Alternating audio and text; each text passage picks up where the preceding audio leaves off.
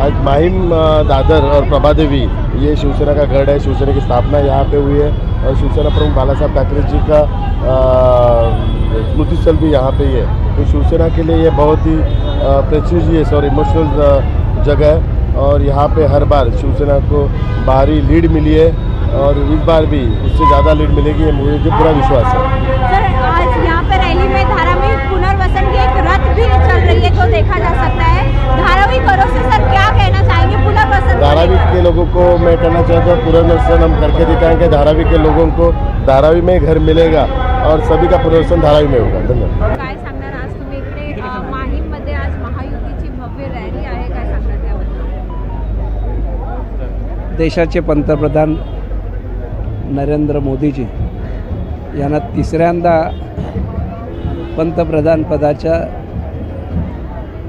त्याच पदावर हॅट्रिक करण्यासाठी देशातल्या सर्व मतदारांनी एक निश्चय केलेला आहे आणि त्याचा अनुभव हा आपल्याला माहीम विधानसभा मतदारसंघात दिसतो आहे।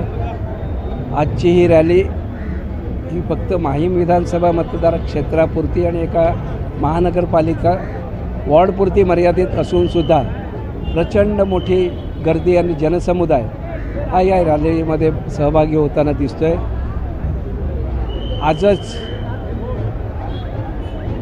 या भागातले खासदार राहुल शेवाळे निवडून आले अशा प्रकारचे चित्र संपूर्ण या लोकसभा मतदारसंघात आहे। एकनाथजी शिंदे साहेबांच्या नेतृत्वावरती विश्वास ठेवून संपूर्ण महाराष्ट्रभर जी कामं केलेली आहेत मुख्यमंत्र्यांनी, या कामांना पोचपावती देण्यासाठी जनता वाट बघते निवडणुकीच्या दिवसाची आणि त्या दिवशी दोन्ही उपमुख्यमंत्री आणि मुख्यमंत्री म्हणजेच राज्य सरकारने केलेल्या कामाची पोचपावती देण्यासाठी जनता रस्त्यावर उतरेल, मतदान करेल आणि मोदी साहेबांना तिसऱ्यांदा पंतप्रधान बनवेल अशा प्रकारचा एक विश्वास आहे। काय वाटतं तुम्हाला यावेळी पण खासदार राहुल शेवाळेंचा हॅट्रिक होणार की नाही? हॅट्रिक झालीच असं समजा आणि तशाच प्रकारचं वातावरण हे संपूर्ण मतदारसंघात आहे। सर्वसामान्यांमधला एक तरुण खासदार म्हणून राहुल शेवाळेंकडे बघितलं जातं। त्या उलट समोरचा उमेदवार हा कधी लोकांनी पाहिलेला नाही।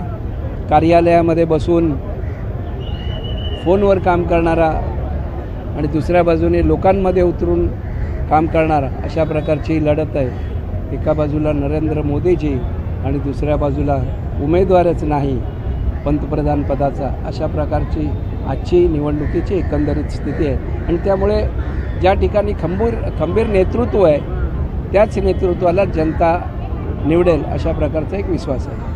आरपीआई का नेता केंद्रीय सामाजिक न्याय मंत्री रामदास जी आठवले साहब, इन्होंने जो कहा है कि महायुति आघाड़ी को सपोर्ट करने का, तो यहाँ के आघाड़ी के हमारे उम्मीदवार राहुल शेवाले जी है, 2 बार चुन के आए हैं और तीसरे टाइम मतलब हैट्रिक है। हमारे यहाँ अभी आमदार सरोनकर साहब ने बताया कि जीते हैं, खाली वो प्रचार अभी सुनना ही बाकी है। राहुल शेवाले ऐसा एक काम करने वाला एक तरुण तड़पदार ऐसा कार्यकर्ता है कि लोगों में जाने के लिए एक्चुअली ऐसी बात है कि जो अभी के जो उम्मीदवार है जो उम्मीदवार अभी जो ऑफिस में बैठ के काम करने वाला है, राहुल शेवाले में रास्ते में उतर में काम करने वाला है। इसके लिए लोगों का कहना है कि बाबा ये महायुति की तरफ से Athawale Republican Party of India के जो गढ़ है हमारे बाबा साहब के अम्बेडकर के मूवमेंट के लोग हैं, वो सब लोग राहुल शेवाले को सपोर्ट कर रहे हैं।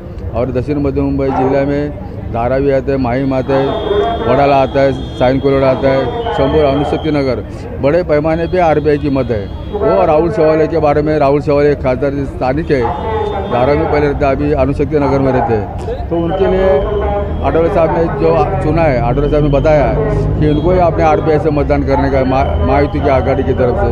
तो मोदी साहब अभी तीसरे बार उनका भी टर्न है, उनका भी हैट्रिक है मोदी साहब का कि 400 पार करके, तो उनके लिए भी आठवले साहब ने पूरे महाराष्ट्र में देश में प्रचार में उतरे आरपीआई। राहुल शेवाळे जी आएंगे क्योंकि वो अभी उनका हैट्रिक करना है और मोदी जी के समर्थन के लिए राहुल शेवाळे जी आएंगे। ऐसे राहुल शेवाली जी है, ऐसे देखने जाएंगे तो सामान्य के नेता हैं, सब में मिक्स होते हैं, सबके साथ चलते हैं, तो हर एक आदमी को लगता है, हर एक इंसान को लगता है, हर एक ताई को लगता है ये अपना नेता है।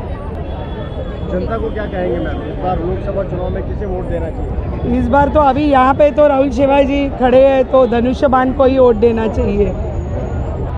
राहुल शेवाळे आज 2 वेळा खासदारकी निवडून आलेले आहेत आणि आता तिसऱ्या वेळा त्यांना नक्कीच निवडून आणायचं आहे आणि आमची महायुती आहे।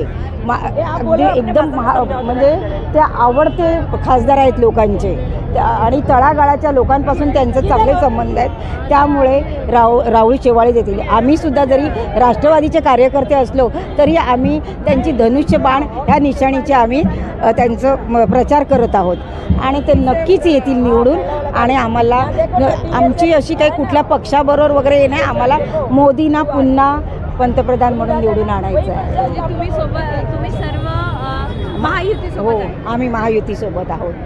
हम यहाँ पे महायुति के उम्मीदवार जो है राहुल शेवाळे जी उनके समर्थन में आए हैं। लेकिन उन्हें समर्थन क्यों, उसका क्या कारण है? वो काम करते हैं, लोगों का काम करने वाला, आम आदमी में बैठने वाले इंसान है वो, इसलिए हम उन्हें समर्थन देते हैं।